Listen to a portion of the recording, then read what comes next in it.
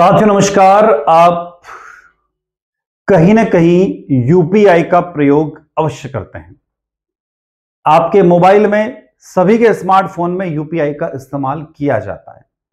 UPI, जिसको आप अच्छे से जानते, यूनिफाइड पेमेंट इंटरफेस जिसका पूरा नाम है, जिसमें हम आपके मोबाइल में अलग अलग एप्लीकेशंस होंगे, जैसे कि फोन पे, गूगल पे, अमेजन पे, फ्लिपकार्ट पे, मोबीक्विक ऐप है। इसके अलावा अलग अलग बैंकों के भी अपने एप्लीकेशंस हैं। तो आखिरकार इनमें क्या बदलाव होने वाले हैं, उनको हम इस वीडियो के माध्यम से डिस्कस करने वाले हैं। तो 1 अगस्त 2025 से यूपीआई के नियमों में 7 बड़े बदलाव होने वाले हैं। 7 big change in the UPI rules from 1 अगस्त 2025। अब यूपीआई पेमेंट में ये 7 बड़े बदलाव क्या होने वाले हैं, इन 7 बड़े बदलावों को इस वीडियो के माध्यम से डिस्कस करने वाले हैं। तो चलते हम लोग यहां पर सबसे पहली बात कि व्हाट इज यूपीआई। यूपीआई क्या है? तो यूपीआई का पूरा नाम आप याद रखिएगा, यूनिफाइड पेमेंट इंटरफेस। भारत की क्या है साथियों? ये रियल टाइम भुगतान प्रणाली है जो मोबाइल फोन के माध्यम से बैंक खातों के बीच तत्काल धन हस्तांतरण को सक्षम बनाती है। 2025 के मध्य तक भारत में याद रखिएगा, प्रति माह 12 बिलियन से अधिक, क्या कह रहे हैं, एक महीने में, यानी जुलाई का आंकड़ा बता रहा हूं ये मैं, जुलाई 2025 में 12 बिलियन से अधिक यूपीआई लेन देन संसाधित की गई है। मतलब 12 बिलियन लेन देन चलन में आई है, जिससे बैंकिंग और वित्तीय प्रौद्योगिकी बुनियादी ढांचे पर एक बोझ पड़ने लग गया है। वहां पर एक वजन सा आ गया उनके ऊपर। तो इस बढ़ती संख्या को कुशलतापूर्वक संभालने के लिए एनपीसीआई और यूपीआई ने क्या किया, एक रूल्स डेवलप किए, कुछ नियम बनाए हैं। अब ये न्यू जो रूल्स है वो फोन पे, गूगल पे, पेटीएम पे, अमेजन पे और जो भी आपके मोबाइल में एप्लीकेशन जिससे आप किसी को पेमेंट करते हैं या पेमेंट को रिसीव करते हैं, उसके लिए ये नए रूल है। अब उसकी तरफ हम लोग चल रहे हैं। तो यहां पर देखेंगे यूपीआई के नए नियमों का उद्देश्य क्या है। अब उन उद्देश्यों पर चर्चा करेंगे। सबसे पहली बात, अधिक ट्रैफिक के दौरान यूपीआई सिस्टम की स्थिरता को बढ़ाना। अधिक ट्रैफिक का मतलब हम लोग जानते हैं कि भारत में सबसे ज्यादा ट्रांजिशन जो होता है वो सुबह 10 बजे से लगाकर 5 बजे के बीच में होता है। तो इस दौरान ट्रैफिक बहुत ज्यादा बढ़ जाता है, तो उस ट्रैफिक को कंट्रोल करना है। दूसरी बात, अत्यधिक कवरेज द्वारा सिस्टम के दुरुपयोग को रोकना है। जो आजकल हम देख रहे हैं कि यूपीआई के माध्यम से जो गलत पेमेंट हो गई है, उसको रोकने की भी प्रक्रिया को सुचारू रूप बनाना है। एपीआई लोड प्रबंधन को अनुकूलित करना, मतलब यदि हम देखते हैं बार बार आजकल पेमेंट भी फेल होने लग गया है, तो उसको भी मैनेज करने का सिस्टम किया जा रहा है। ऑटो पे और असफल लेन देन को तेज प्रोसेसिंग सुनिश्चित करना। ऑटो पे का सिस्टम आपके मोबाइल में आपने कर रखा होगा, जैसे आपने ईएमआई का भुगतान करते होंगे, कोई रिचार्ज का भुगतान है तो ऑटोमेटिक वो आपका हो जाता है, तो उसको भी वो व्यवस्थित करने की योजना है।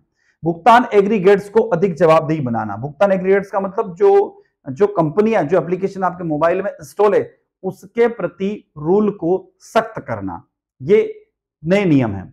अब यूपीआई के नए नियमों की विस्तृत विवरण 1 अगस्त 2025 से लागू हो रहा है। अब उन 7 नियमों को वन बाय वन डिस्कस करते हैं। पहला, बैलेंस चेक करने की दैनिक सीमा फिक्स की गई है। मतलब जैसे कोई भी व्यक्ति बार बार बैलेंस चेक कर रहा है, तो बार बार जब बैलेंस चेक करता है तो वो जो सिस्टम है, जो सर्वर है, उस पर बार बार लोड पड़ता है, और लोड पड़ने पर फिर क्या होता है कि दूसरा व्यक्ति जो पेमेंट करता है कहीं ना कहीं उसका पेमेंट फेल हो जाता है। तो यहां क्या बताया गया कि उपयोगकर्ता यूपीआई एप्स के माध्यम से प्रतिदिन प्रति ऐप केवल 50 बार ही अपना बैंक बैलेंस चेक कर सकता है। मतलब एक दिन में आप 50 बार से अधिक आप अपना बैलेंस चेक नहीं कर सकते। तो अधिकतम लिमिट 50 कर दी गई। इसमें नया क्या है या इसमें नया क्यों है? तो कई एप्स हर लेन देन के बाद अपने बैलेंस को अपने आप रिफ्रेश कर देते हैं, जिससे अनावश्यक एपीआई लोड बढ़ जाता है। जैसे हम लोग देखते हैं किसी ने 20 रुपए भी पेमेंट किए तो वापस बैलेंस चेक करता है भैया मेरे कितना बचा हुआ। किसी ने 100 रुपए किए तो वापस बैलेंस चेक करता है। तो ये जो बैलेंस की चेक करने की लिमिट से उसको कितनी कर दी गई? 50 की कर दी। अब आप पर क्या प्रभाव पड़ेगा? यदि आप दिन में 50 बार बैलेंस चेक कर चुके हैं तो उसके बाद उस दिन आपका ऐप बैलेंस दिखाना बंद कर देगा। मतलब डेली लिमिट 50 कर दी गई। सेकंड क्या चेंज है? क्या आपके खाता सूची देखने की सीमा भी फिक्स की गई है? तो इसमें नया क्या है?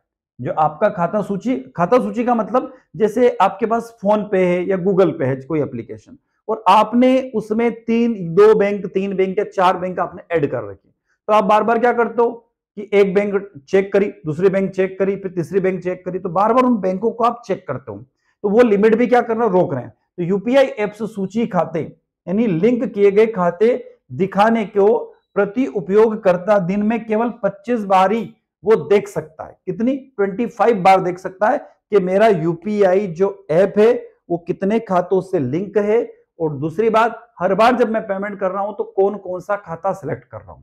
तो जैसे आपने एक बार एक खाता सिलेक्ट कर लिया, दूसरी बार दूसरा कर लिया, तीसरी बार तीसरा कर लिया, तो कितना हो गया? 3 हो गया। फिर वापस 1 2 3 किया तो फिर 6 हो गए। तो इस तरीके से आप टोटल 25 बार ही आप उन अकाउंट्स को मैनेज कर सकते हो या फिर देख सकते हो इसका।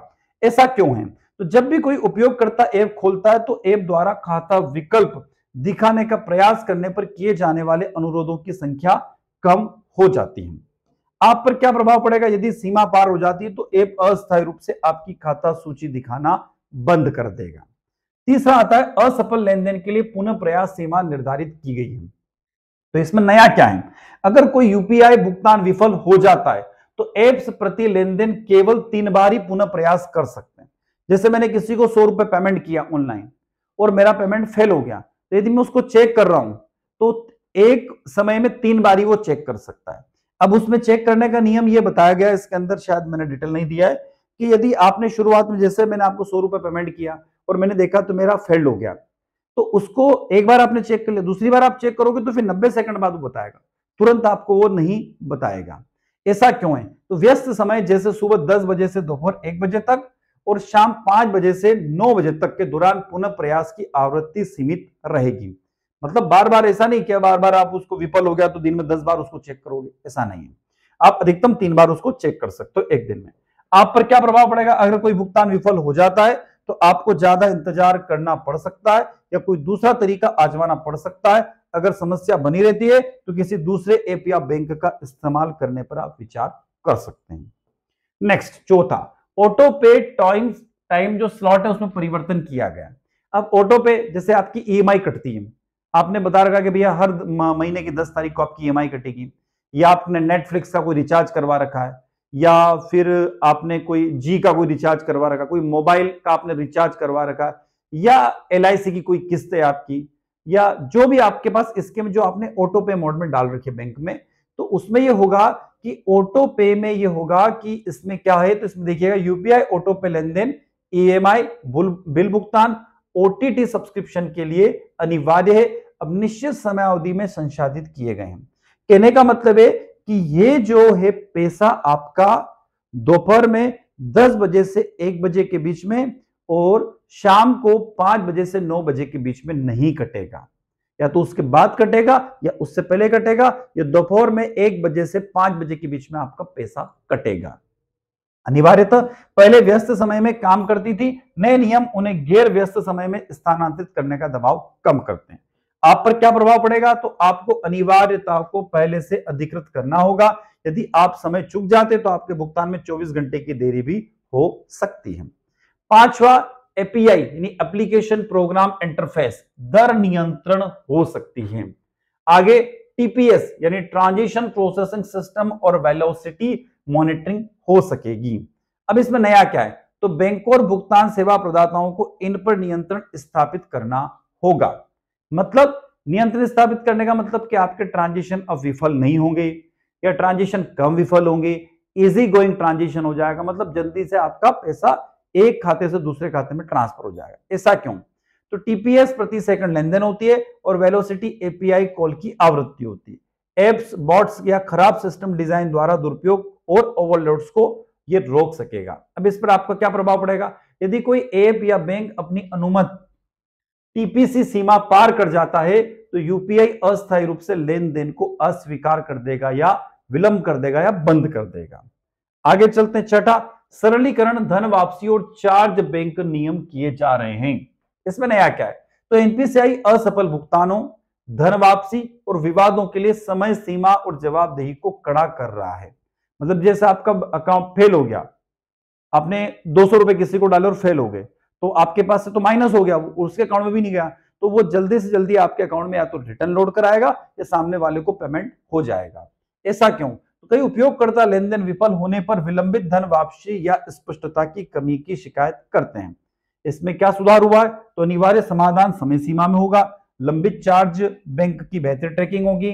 आप पर क्या प्रभाव पड़ेगा? तो असफल लेन देन के लिए तेज धन वापसी होगी, विवाद समाधान में अधिक पारदर्शिता आएगी। और सातवां रूल जो बड़ा मेन रूल है, यूपीआई एग्रीगेटर शुल्क लागू हो सकती है।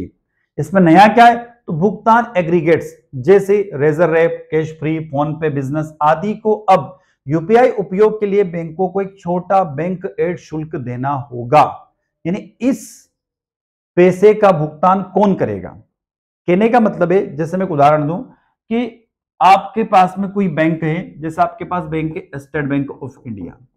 अब आपके पास में फोन पे या गूगल पे आपका स्टेट बैंक ऑफ इंडिया से कनेक्टेड है।